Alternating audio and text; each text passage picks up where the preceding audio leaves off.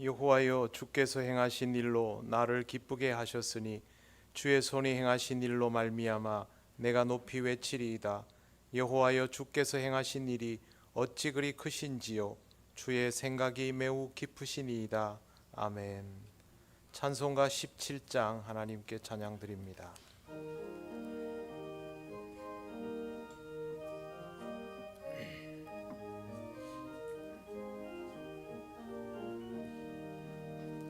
사랑의 하나님 이곳에 계시니 주 영광이 성전에 가득히 넘치네. 거룩한 주님 앞에 죄인된 우리들 경건한 마음으로 찬양합니다. 은혜의 예수님 우리 죄인하여 속죄의 큰 사랑을 이루어 주셔서 율법의 멍에에서 해방해 주시니 복음의 자유 누림 감사합니다. 위로의 성령님 우리의 마음에 늘 함께 계시오니 큰 힘이 됩니다. 슬픔도 두려움도 넉넉히 이기니 이 세상 끝날까지 함께 하소서. 아멘. 성시교독 117번입니다.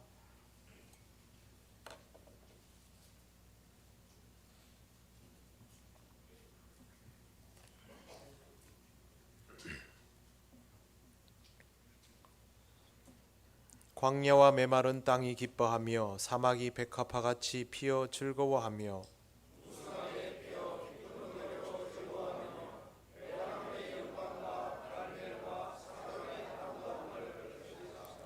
그것들이 여호와의 영광 곧 우리 하나님의 아름다움을 보리로다.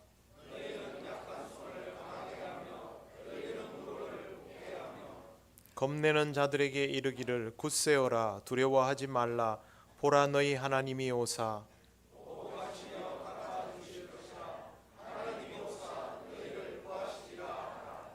그때에 맹인의 눈이 밝을 것이며 못 듣는 사람의 귀가 열릴 것이며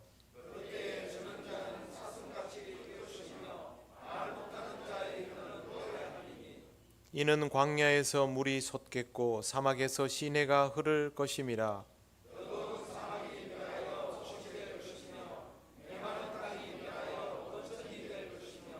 승냥이에 눕던 곳에 풀과 갈대와 부들이 날 것이며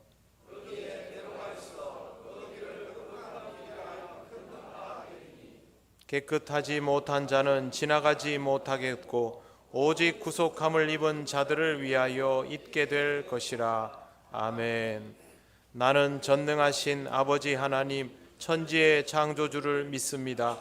나는 그의 유일하신 아들 우리 주 예수 그리스도를 믿습니다.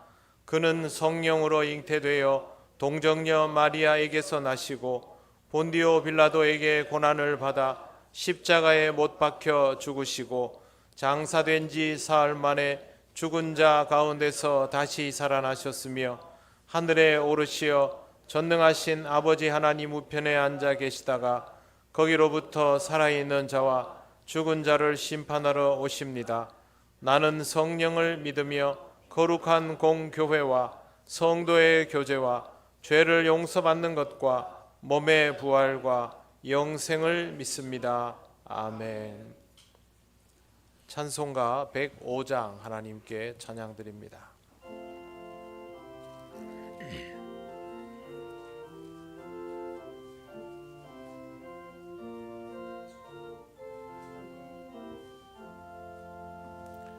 오랫동안 기다린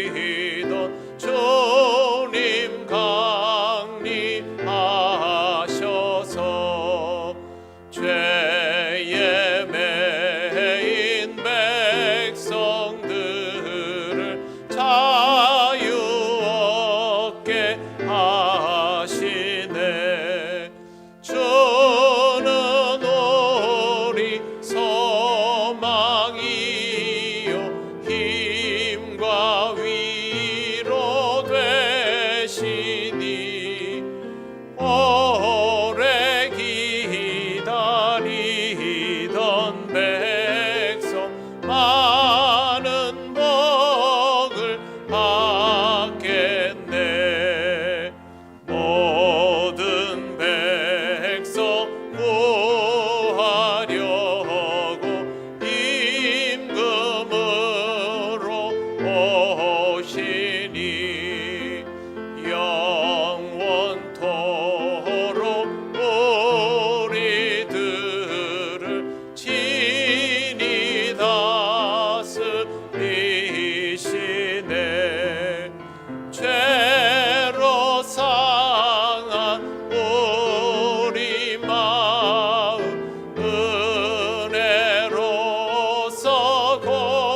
고치고 주의 빛난 보좌 앞에 이르도록 하소서. 아멘.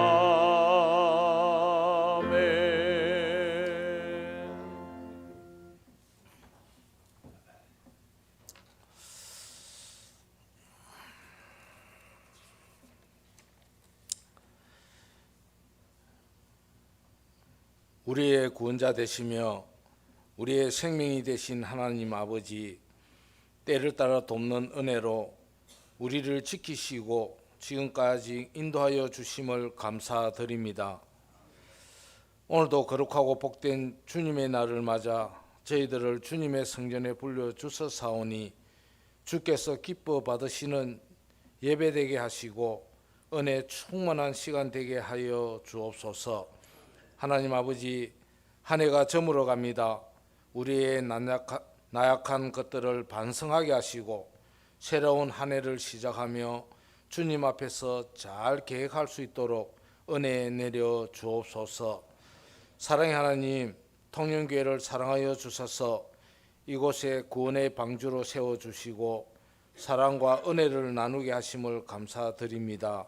우리 통영교회가 주님 주신 사명 잘 감당할 수 있도록 인도하여 주시고 지역 복음화와 사회 정화에 힘써 앞장서는 귀한 교회가 되게 하여 주옵소서.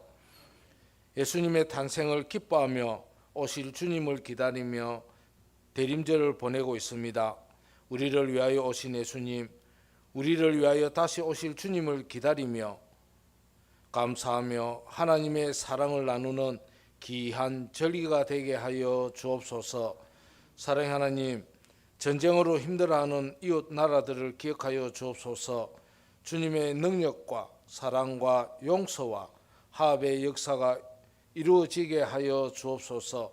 특별히 우리나라를 더욱 사랑하여 주셔서 정치적인 혼란이 그치게 하시고 경제, 사회, 문화가 안정되는 평화의 나라가 되게 하여 주옵소서. 사랑의 하나님 아버지, 저희 성도들의 가정과 일터를 축복하여 주셔서 세상의 모든 좋은 것으로 인하여 더욱 주님을 사랑하게 하며 주님의 은혜를 받아 누리는 저희들 되게 하여 주옵소서. 우리 김민철 목사님, 다음 주면 욕지교회 담임 목사로 부임하여 가시게 됩니다. 늘 주님 함께하여 주셔서 목회 잘 할 수 있도록 인도하여 주옵소서. 특별히 우리 담임 목사님, 주님 함께하여 주셔서 영육간에 강건하게 하여 주시며 전하는 말씀이 저희 상한 심령들을 위로하며 절망 가운데 있는 자들에게 다시금 일어설 수 있는 능력의 말씀 되게 하여 주옵소서. 원치 않는 질고로 가정에서 병원에서 치유 중에 있는 성도들을 위로하시고 주님을 잃어버리지 않는 굳건한 믿음 허락하여 주옵소서. 이 시간 말씀을 듣고자 합니다. 은혜 받는 귀한 시간 되게 하셔서 온 마음과 정성 드리기를 원하며 우리 구주 예수님의 이름으로 기도드리옵나이다. 아멘.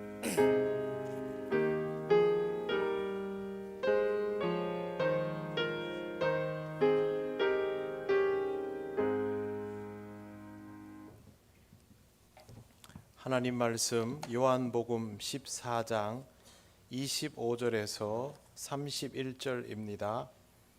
이 말씀은 신약 성경 173쪽에 있습니다.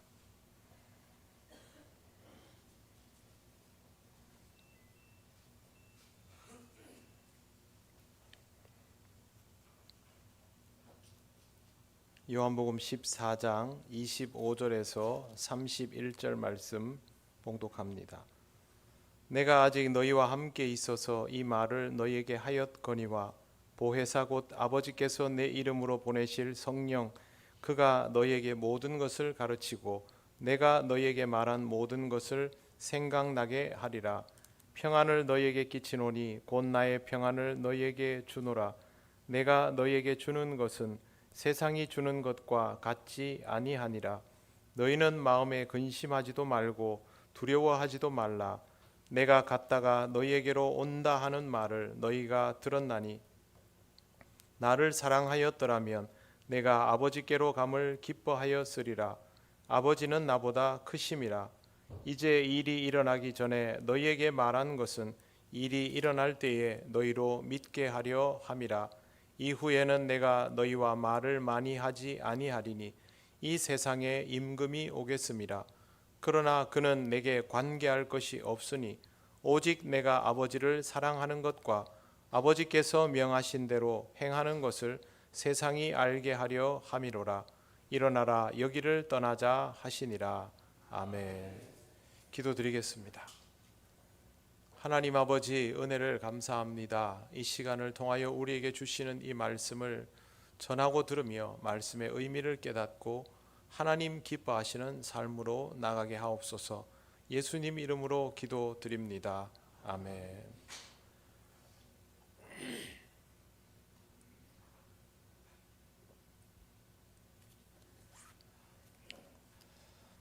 믿음으로 살아가는 사람과 믿음 없이 살아가는 사람의 인생의 차이는 딱 믿음뿐입니다. 이 믿음이라는 것은 겉보기에는 사실상 측정이 어렵기 때문에 별로 큰 차이가 아니다라고 생각하기 쉽습니다. 다 같이 교회를 다니는데 누구는 믿음이 있고 누구는 믿음 없는 것이 그렇게 큰 차이까지는 아니다라고 생각하기 쉬운 것입니다. 하지만 그렇지 않습니다. 믿음은 사람의 인생관을 바꾸어 놓기 때문에 차이가 결코 작지 않습니다. 내용상으로도 확실한 차이가 있습니다. 먼저 믿음을 가진 사람에게는 복음의 충만함이 있습니다. 하나님을 향한 믿음은 우리를 하나님께로 더 가까이 나아가도록 만들고 그럴수록 하나님은 우리에게 은혜를 충만하게 허락하십니다. 하나님께서 우리에게 주시는 가장 귀한 것이 복음이니 하나님이 우리를 충만하시게 하는 은혜는 무엇보다도 복음의 은혜입니다. 그래서 믿음을 가진 사람에게는 복음의 충만함이 있습니다. 충만함이 계속 살아 있으면 결국 넘치게 됩니다. 음료수가 가득 차 있을 때 계속 부어지면 넘치는 것과 같습니다. 복음의 충만함도 그렇게 넘치게 됩니다. 이렇게 복음의 충만함으로 넘치는 삶이 바로 복음을 전하는 삶입니다. 복음이 전해지는 경로나 방식은 사람마다 다를 수 있지만 복음이 충만하면 결국 전하게 되어 있고 드러나게 되어 있습니다. 교회에서 전도를 하라고 해서 전도를 해보는 것은 아직은 복음이 충만한 상태라고 할 수는 없습니다. 복음이 충만한 삶은 그렇게 말하지 않아도 이미 누군가에게 복음을 말하거나 보여주고 있는 상태를 뜻합니다. 하나님께서 믿음 안에서 복음이 충만하도록 그렇게 만들어 주시면 여러분이 의도하지 않아도 그렇게 살아가게 되는 것입니다.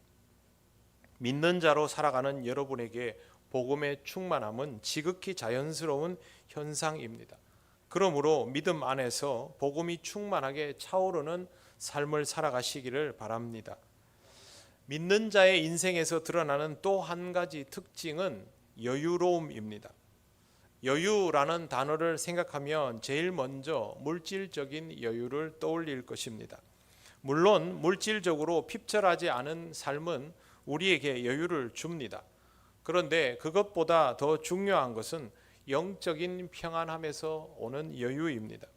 이런 여유는 주님께서 회복시켜 주신 존재감으로 인해 생긴 것이라서 물질적인 여유와는 분명히 다릅니다. 물질적인 여유는 외형적인 여유입니다. 외형적인 여유는 외부적인 것들에 영향받을 수밖에 없습니다. 부유하다 하더라도 외부의 환경에 많이 영향받지요. 국가의 정책이나 경제 상황에 따라서 또 국제 유가에 따라서 영향을 받습니다. 경기가 얼어붙어 버리면 영향을 받게 되어 있습니다. 우리는 코로나로 인하여 안정감이 있던 경제 생활이 순식간에 심각하게 타격을 입을 수 있다라는 것을 충분히 배웠습니다. 이런 외형적인 여유는 생각보다 안정적이지 않기 때문에 지키기 위한 노력도 많이 요구됩니다. 하지만 내면적인 여유는 외부의 것들에 영향받지 않습니다. 내 안에 주님만 계신다면 주님께서 나의 내면을 지켜주시기 때문입니다. 주님이 나를 지켜주시기 때문에 내가 스스로를 지키기 위한 노력을 따로 할 필요는 없습니다. 나는 주님만 내 안에 모시고 살아갈 수 있으면 그것으로 충분합니다. 이런 여유는 타인을 대하는 태도에서 더 잘 드러납니다. 내면적으로 여유가 있는 사람은 타인을 너그럽게 대합니다. 그런 여유가 외형적인 소유물에서 온 것이 아니기 때문에 더구나 자신에 의한 것이 아니라 주님으로 인한 것이기 때문에 여유롭다고 우월감이 되지는 않습니다. 당연히 교만할 이유도 없게 됩니다. 사람을 만남에 있어서 우열을 가리려 하지 않고 갑과 을의 관계를 형성하려고 하지도 않는 사람이 됩니다. 자신의 인생을 최선 다해 살아가지만 다른 사람의 인생을 대함에 있어서 여유로운 것이 바로 주님을 닮은 사람의 모습입니다. 주님은 우리가 이렇게 살아갈 수 있도록 은혜를 주셨습니다. 그것이 바로 주님이 주신 평안함입니다. 주께서 우리에게 주시는 평안은 세상이 주는 평안과는 다릅니다. 요한복음 14장 27절에 평안을 너희에게 끼치노니 곧 나의 평안을 너희에게 주노라. 내가 너희에게 주는 것은 세상이 주는 것과 같지 아니하니라. 우리는 이 말을 이렇게 받아들입니다. 나는 세상에서 평안할 수 없지만 주님이 주시면 평안할 수 있다. 그런데 그 평안의 실체는 잘 모릅니다. 세상의 평안은 사실 허구입니다. 평안하기 위해서 불안 요소들을 적극적으로 제거해 나가거나 그게 안 될 때는 불안 요소로부터 도망치는 방식이기 때문에 이건 지속성이 없습니다. 이 세상에서 평안함을 누리는 방식은 두 가지죠. 장악하거나 장악할 수 없다면 도망치거나. 자신이 원하는 것을 소유하면서 오는 평안을 누리려 하거나 소유할 수 없을 때는 그런 모든 것들로부터 도망치는 방법으로 평안하려고 합니다. 그런데 이건 유지가 되지를 않습니다. 가지고 있을 때도 불안하고 없으면 공허해집니다. 부자들, 돈 진짜 많은 사람들 보면 우리 같으면 야, 저 정도면 먹고 놀지 않겠나라는 생각을 하지만 어떻습니까? 절대 그렇게 하지 않죠. 부유할수록 더 많이 집착하고 욕심을 냅니다. 왜 그렇겠습니까? 마음이 놓이지 않는 겁니다. 더 있어야 한다고 생각하는 겁니다. 여전히 부유한데도 불구하고 불안 요소로부터 도망치지 못하는 것입니다. 사람이 싫어서 사람을 피해 다녀도 결국 어딘가에서 또 다른 누군가를 만날 수밖에 없는 것이 인생입니다. 관계성으로 이루어진 사회 속에서 도망칠 수 있는 곳은 없습니다. 사람이 싫어서 시골에 내려간다는 사람들을 많이 봤습니다. 서울 살 때. 그런데 시골은 만나는 사람의 숫자는 줄어들지만 만남의 깊이는 증폭되는 특징을 가지고 있습니다. 그렇기 때문에 사람을 두려워서 피하는 이들에게 시골살이는 그렇게 쉽지 않습니다. 자신을 지키기 위해서 평안을 필요로 하지만 그것이 내 마음대로 되지 않아서 오히려 평안하지 못한 겁니다. 그런데 예수님께서 말씀하시는 평안은 이런 것과 완전히 다릅니다. 나를 지키는 수준의 평안이 아니라 나를 지킬 필요가 없어져서 오는 평안입니다. 세상을 두려워하지 않는 정도의 평안이 아니라 세상을 바꿀 만한 위력을 가져서 오는 평안입니다. 예수님께서 평안을 주노라라는 말이 걱정거리 없게 해준다는 말이 아닙니다. 예수님이 나를 진짜 제대로 위로해 주시는구나, 그 말이 아닙니다. 내가 달라지도록 만들어 주시는 것이죠. 여러분, 평안을 너에게 주노라. 그런데 예수께서 어떤 방식으로 이런 평안을 주시는지 생각해 보셨습니까? 이걸 모르면 우리가 평안을 받을 방법도 없지 않습니까? 예수께서 제자들에게 주신 평안이 실제로 경험되는 시점은 성령의 임재하심이었습니다.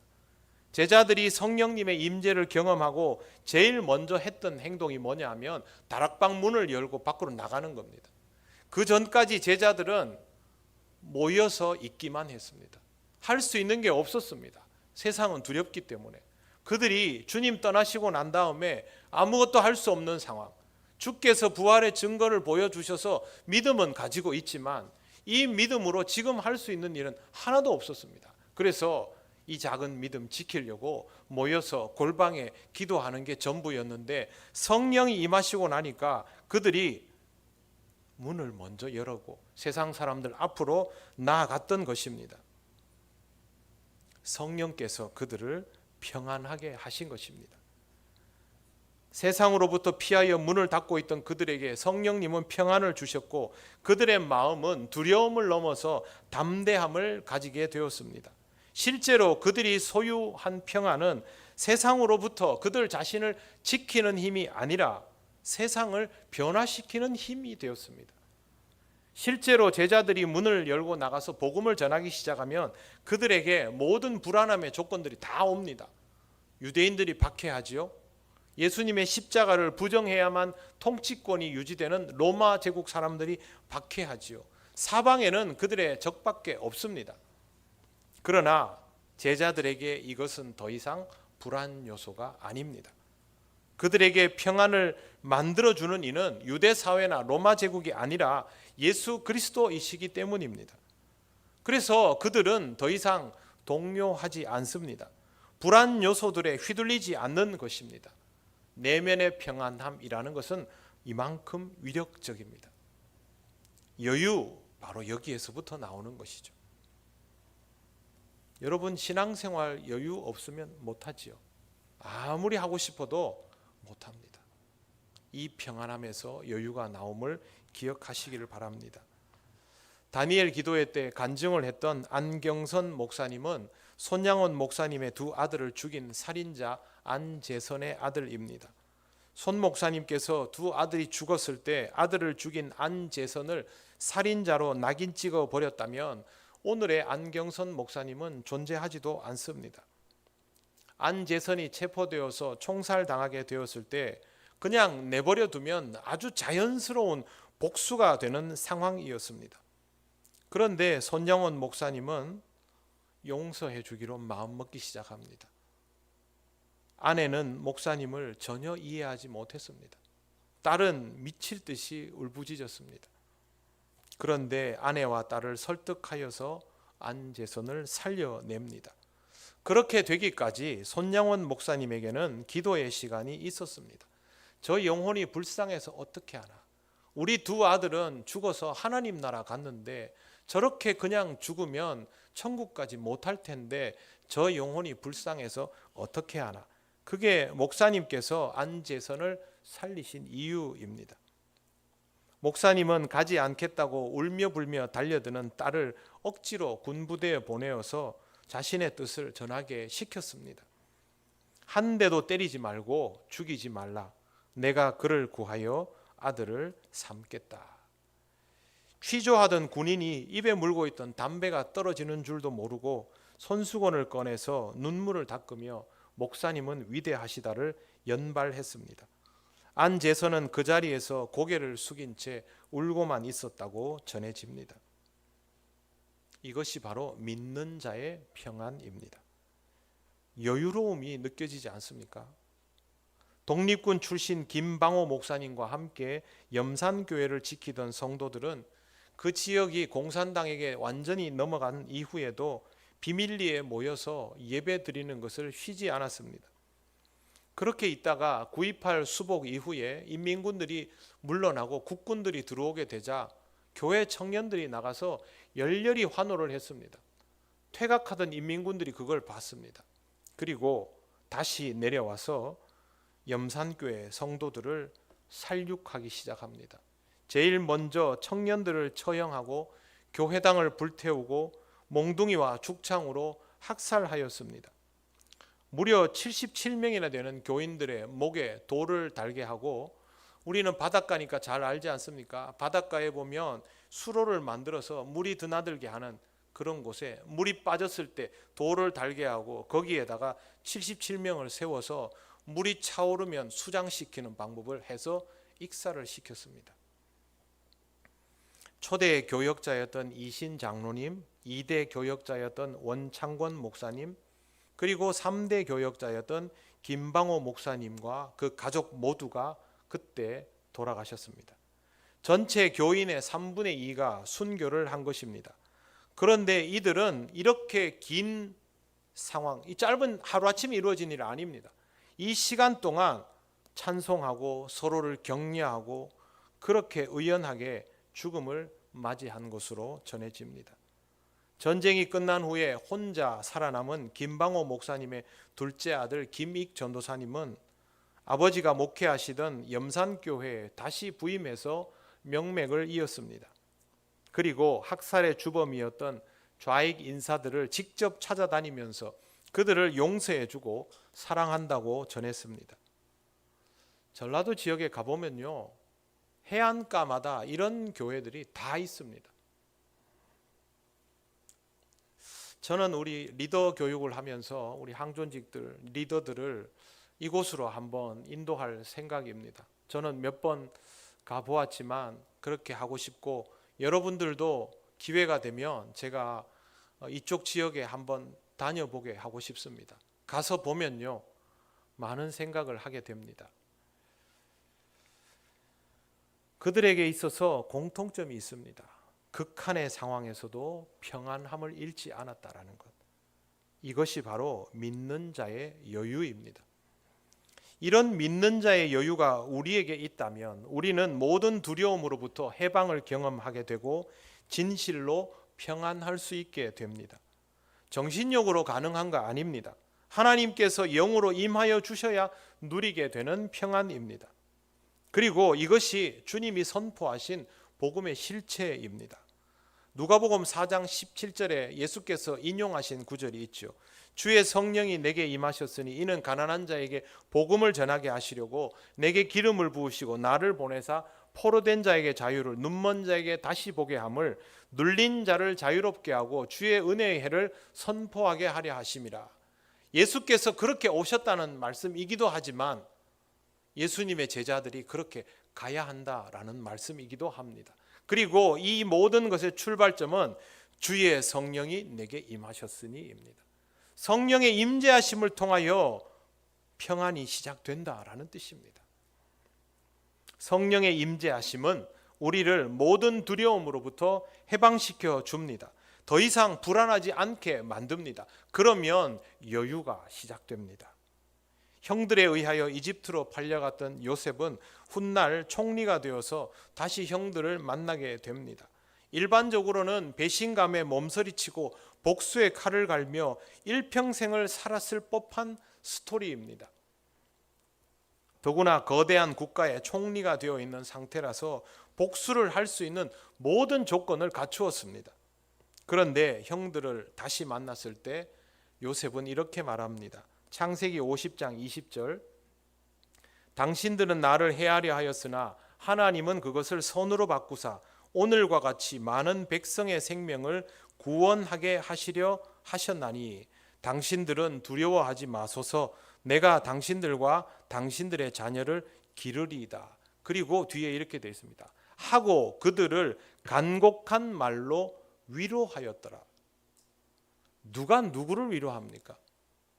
상처를 준 자가 상처받은 자를 위로하는 게 일반적이죠. 그런데 하나님이 주시는 평안은 상처를 받은 자가 상처 준 자들을 간곡한 말로 위로하게 만듭니다. 왜? 상처 준 자가 두려워하기 때문에. 저는 요셉에게서 극도의 평안함과 여유로움을 보았습니다. 요셉이 이렇게 할 수 있었던 이유는 하나님을 믿었고 하나님께서 그에게 임재하여 주셨고 그래서 그는 은혜를 충분히 받았기 때문에 그렇습니다. 믿음과 하나님의 임재, 은혜의 충만함은 예수께서 우리에게 가르쳐 주신 신앙의 구조 그대로입니다. 여러분, 신앙생활이 뭐 복잡한 겁니까? 하나도 복잡할 거 없습니다. 내가 하나님을 믿고 하나님을 바라면 하나님이 나와 함께하여 주시고 함께하여 주심 가운데에서 하나님의 은혜가 부어지면 내가 그 은혜로 살아가며 믿음을 지키다 보면 하나님이 이끄시는 평안이 오는 겁니다. 우리는 이 구조를 모르지 않습니다. 너무도 뻔한 것이니까. 믿음과 성령 하나님의 임재, 은혜의 충만함, 바로 여기에서부터 평안함과 극상의 여유로움이 나오는 것입니다. 이런 여유로움을 바란다고 여유로움이 주어지는 것이 아니라 성령님을 통하여 평안함이 주어질 때 우리가 모든 것에 대한 여유를 가질 수 있다는 것을 잊지 마시기를 바랍니다. 성령의 임재를 놀라운 능력의 역사라고만 생각하는 경향이 있는데요. 성령님의 역사는 우리를 평안하게 하는 역사입니다. 우리가 평안하지 못하면 타인 앞에 주님의 마음으로 설 수가 없습니다. 설사 우리에게 산을 옮길 만한 믿음의 능력이 있다고 할지라도 성령께서 주시는 평안함이 먼저 소유되지 않으면 그것은 생명을 살리는 위력이 조금도 없는 상태에 불과합니다. 사람을 대하는 여유로움이 없으면 그 사람을 향해서 뭘 할 수 있습니까? 아무것도 못하죠. 사랑하는 성도 여러분, 무엇보다 중요한 것은 사람을 대하는 여유입니다. 우리는 원수를 이겨서 평안을 누리는 사람이 아니라 원수를 사랑할 수 있는 여유를 가진 사람이어야 합니다. 이런 여유로움이 있어야 나에게서 그에게로 복음이 나아가게 됩니다. 여러분 안에 복음이 있다면 그 복음과 함께 평안함을 주시는 성령님을 더욱 사모하며 기다리시기 바랍니다. 여러분에게 믿음이 있지 않습니까? 이미 믿음이 있지 않습니까? 그러면 하나님은 여러분에게 임하여 주십니다. 그러면 하나님의 임재를 충만히 받아들이십시오. 내가 아직도 잘 받아들이지 않아서 거부하고 몸부림치고 있다면 다시 한번 내려놓으시기를 바랍니다. 이걸 받아들여야 그 다음이 있습니다. 성령께서 임하여 주실 때까지 기도하며 준비하시기 바랍니다. 평안함을 누리게 되어 타인을 여유롭게 대할 수 있는 것이 결국 성화의 길입니다. 사람들이 성령 받으면 확 뒤집어져 가지고 그때부터 완벽한 크리스천이 되는 줄 생각하는데 아닙니다. 바울이 다메섹 도상에서 주님 만나고 나서 확 뒤집어진 건 맞지요. 그 다음부터는 완전히 딴 사람이다 싶지요. 그렇지 않습니다. 그의 내면에 끊임없는 분투의 시간이 있었습니다. 바울이 편지 써놓은 거 보십시오. 성질이 막 목구멍까지 올라오는 걸 참으면서 편지를 씁니다. 타인을 대하는 여유는 쉽지 않습니다. 칼빈과 루터가 왜 성화를 말하겠습니까? 하나님을 믿고 성령의 임재를 경험한다 하더라도 평화를 유지하면서 여유로움이 커져가는 과정이 우리에게 요구되기 때문이죠. 우리는 지금 그런 과정 속에 있는 사람들입니다. 성령님을 통하여 여러분 안에 사랑이 충만하여지시기를 바랍니다. 그게 내가 여유로워지고 있다라는 증거입니다. 입맛대로 살지 마십시오. 내 입에 맞는 사람, 내 말 들어주는 사람, 내 편 들어주는 사람, 그리스도인은 여기에서부터 자유로워지지 못하면 평안해지지 않습니다. 믿음을 가진 자가 누리는 평안에서부터 나오는 여유는 결국 사랑입니다. 그 사랑의 율법은, 사랑은 율법의 완성이죠. 로마서 13장 10절에 바울이 너무도 귀한 가르침을 주지 않습니까? 성령님의 임재하심을 통하여 여러분의 인생에서 율법이 사랑으로 완성되는 것을 경험하시기 바랍니다. 사람을 만날 때마다 행복해지는 여러분 자신을 발견하게 된다면 여러분은 감사와 찬양과 영광을 돌리게 되실 것입니다. 절대 복잡하게 생각하지 마십시오. 절대 잘하는 사람도 없습니다. 쉬운 거 아닌 줄 압니다. 그러나 하나님을 믿고 하나님의 임재하심을 갈망하고 하나님이 임하여 주시면 어떻게든 나를 비워내며 받아들여서 하나님의 평안을 소유하시기를 바랍니다. 그리고 거기에서부터 나오는 여유로움으로 서로를 대하시는 복된 그리스도인이 되시기를 바랍니다. 기도드리겠습니다. 하나님 아버지, 은혜를 감사합니다. 성령의 임재를 갈망하면서도 성령께서 주시는 평안과 여유를 소유하지 못한 채로 아집과 독선으로 살아온 시절들을 주님 앞에 내려놓기 원합니다. 새 마음으로 주님 향한 믿음 가지고 성령의 임재를 사모하며 살아가겠사오니 우리의 마음 속에 영적인 평안과 여유를 주시옵소서. 예수님 이름으로 기도드립니다. 아멘. 찬송가 408장 찬양하시며 봉헌하시겠습니다.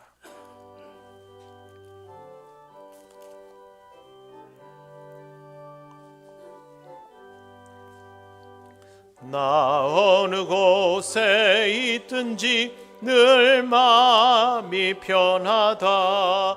주 예수 주신 평안함 늘 충만하도다. 나의 마음속이 늘 평안해. 나의 마음속이 늘 평안해. 악한 죄 파도가 많으나 마음이 늘 평안해. 내 맘에 솟는 영생수 한없이 흐르니 목마름 다시 없으며 늘 평안하도다. 나의 마음속이 늘 평안해. 나의 마음속이 늘 평안해. 악한 죄 파도가 많으나 마음이 늘 평안해. 참되신 주의 사랑을 형언치 못하네.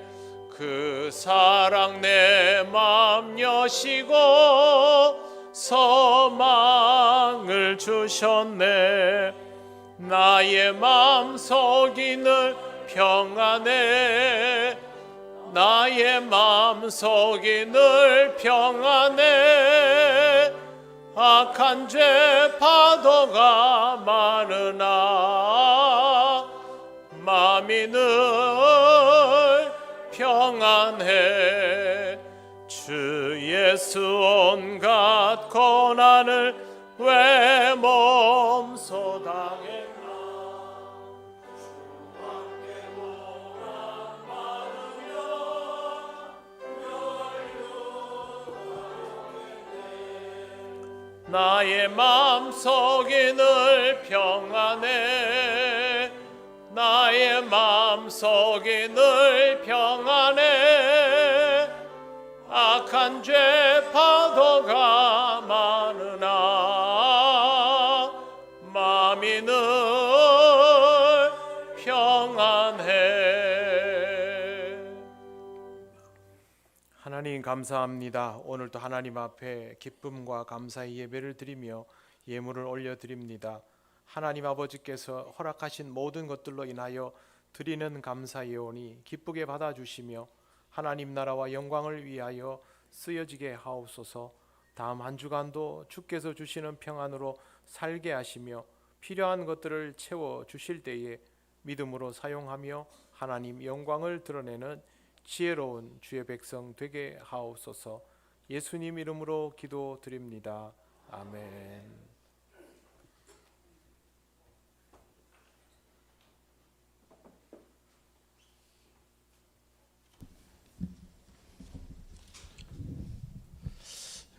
교회 소식 알려드리겠습니다. 예배에 오신 모든 분들 환영합니다.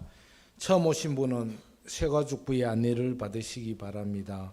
예배 오늘은 대림절 세 번째 주일입니다. 예수께서 구주로 오심을 기대하며 살아가는 한 주간 되시기 바랍니다.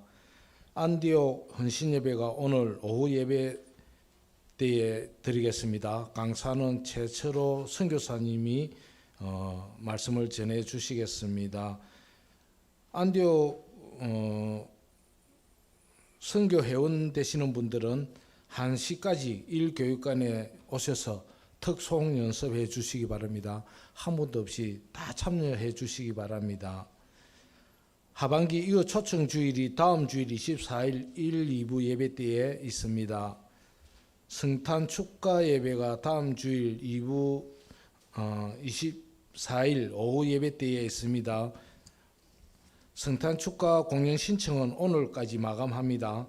각 기관별 또 성탄 한영 인사 영상을 촬영하셔서 교육부 차장 되시는 허수원 안수 집사님에게 전송해 주시기 바랍니다. 정기당회가 다음 주일 24일 오후 예배 후에 목양실에서 있겠습니다. 진주 남로의 남성교회 임원회에서 우리 협동총무로 김수곤 집사님, 또 사회봉사부장으로는 신백수 집사님, 차장에는 김강은 집사님이 이렇게 되셨습니다. 또 한 해 동안 수고해 주시겠습니다. 교회 김장은 은혜 가운데서 잘 마무리되었습니다. 배추와 또 여러 모양의 찬조, 봉사로 함께 해주신 모든 분들에게 감사를 드립니다. 오늘 감사의 떡과 커피가 제공됩니다. 우리 김민철 목사님 가정에서 해주시는데요. 아마 이제 4년 동안 저기에서 열심히 섬기시다가 욕지교회 담임 목사님으로 가신다고 아마 그런 것 같습니다. 축하해 주시고 감사하다는 말씀해 주시면 감사하겠습니다. 2023년 재직 및 사역자 임명 다음 주일 24일 날 이렇게 하도록 하겠습니다. 사역자 신청서 작성을 해 주셔서 오늘 예배 후에 바로 제출해 주시기 바랍니다. 기존 사역자들도 주보에 첨부된 사역 신청서를 반드시 작성하여서 제출해 주시기 바랍니다. 앞으로는 사역 신청과 사역 훈련에 참여할 의향이 있는 분들에게 사역을 이렇게 배정합니다.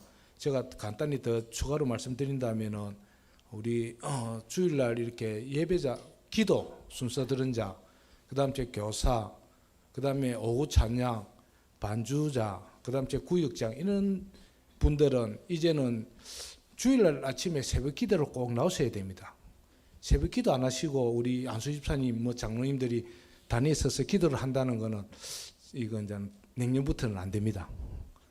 꼭 참여하시고 그다음 수요 예배도 꼭 참석하셔야 됩니다.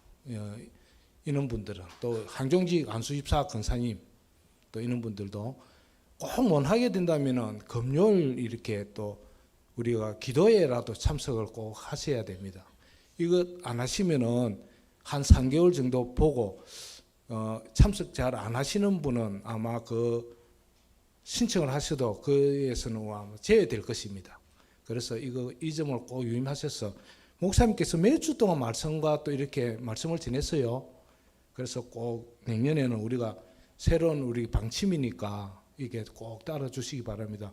지난 21일간 그 11월 달에 우리가 기도회를 할 때에 안수입사 선생님들 중에서 한 번도 참석 안 하신 분들 계시더라고요.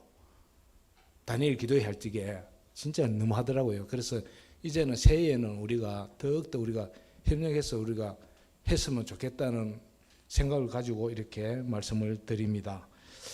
성탄 나누기, 사랑 나누기, 어려운 이웃을 위해 작은 사랑을 이렇게 모험합니다. 기쁜 마음으로 동참해 주시기 바랍니다. 기간은 12월 24일 주일까지입니다. 한구자 4만 원씩 되겠습니다. 문의는 저한테 해주시고 정말 어렵습니다. 지금 우리가 시기적으로 어렵고 힘드는데 그 어려운 가운데서도 저희들이 사랑을 같이 나눴으면 합니다. 작년보다도 너무 저조해서 마음을 가지신 분들은 이렇게 좀 사랑을 나누시면 좋겠습니다. 2024년 달력을 수령해 가시기 바랍니다. 사무실에 가면 있습니다. 가정, 그다음 제 사무실, 가게 필요하신 만큼 이렇게 가져가시면 되겠습니다. 구역장 근찰 모임이 매 주일 오후 예배 후에 본당에서 있습니다. 예, 이상입니다. 네, 우리 교회에서 김장이 3일이 공식인데 이틀 만에 끝나는 초유의 사태가 발생했습니다. 그래서 마지막 날 모여서 이제 마무리하고 즐겁게 식사하는 것을 기대했던 분들이 못 오신 분들도 많은데요. 방법이 있습니다. 그 주방팀이나 뭐 여기다가 아무 때나 불러주라, 무조건 간다 이렇게 해놓으시면 언제든지 함께 할 수 있습니다.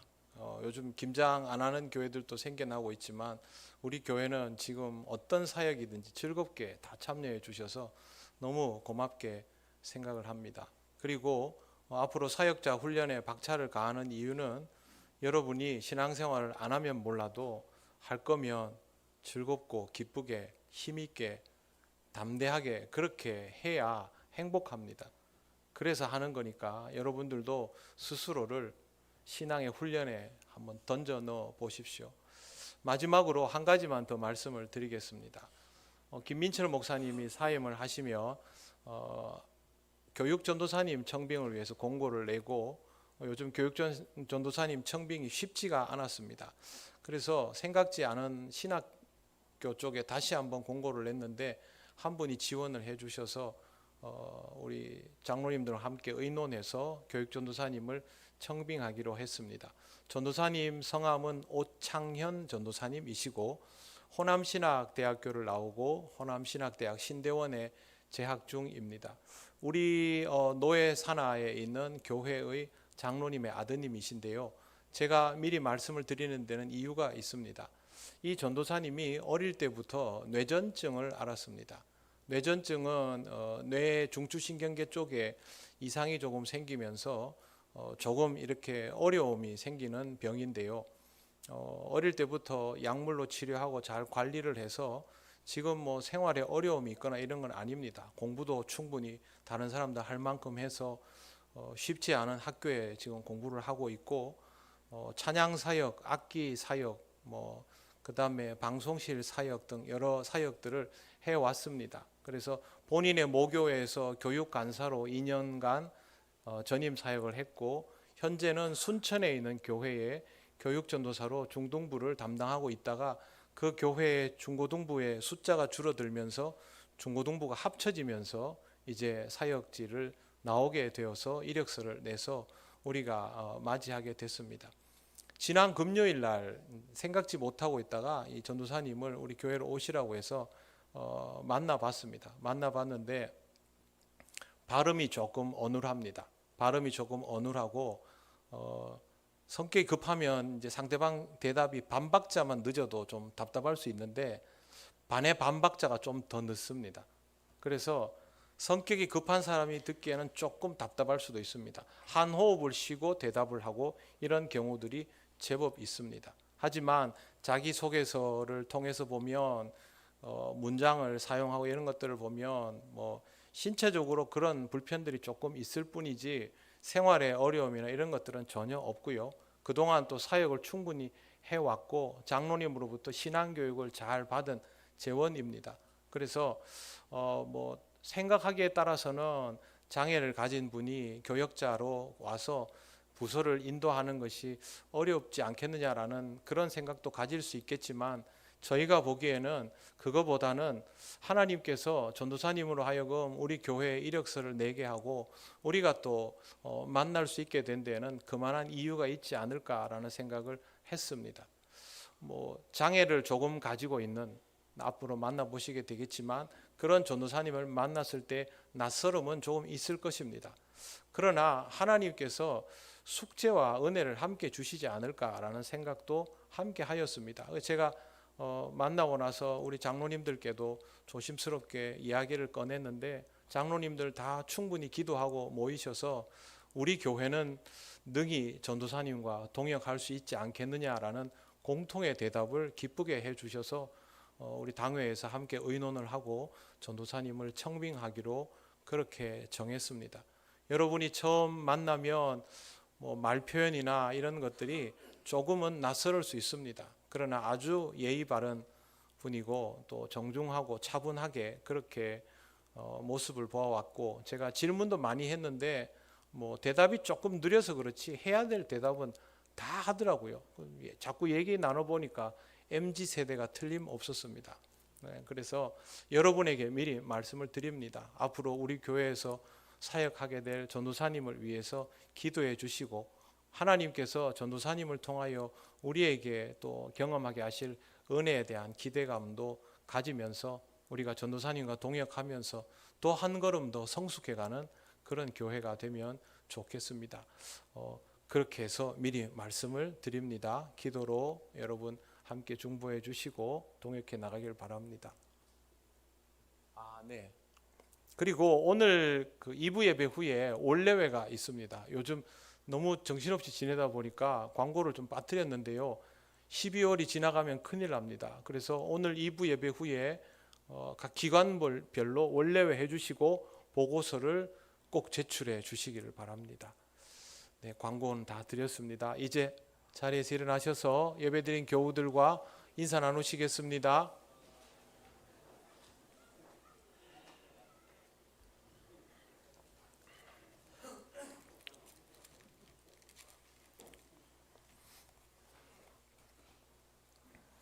찬송가 635장 주기도문 찬양 드립니다.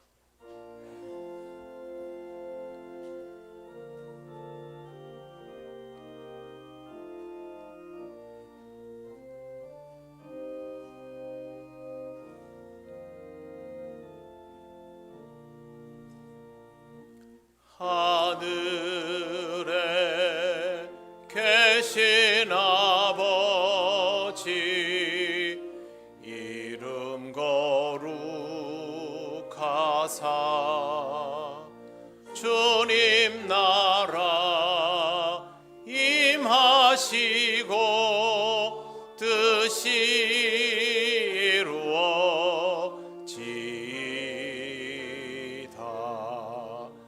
일용할 양식 주시고 우리들의 큰 죄 다 용서하옵시고 또 시험에 들게 마시고 악에서 구원하소서.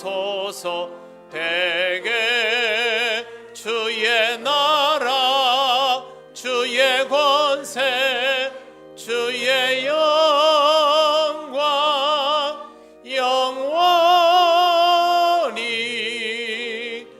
아멘.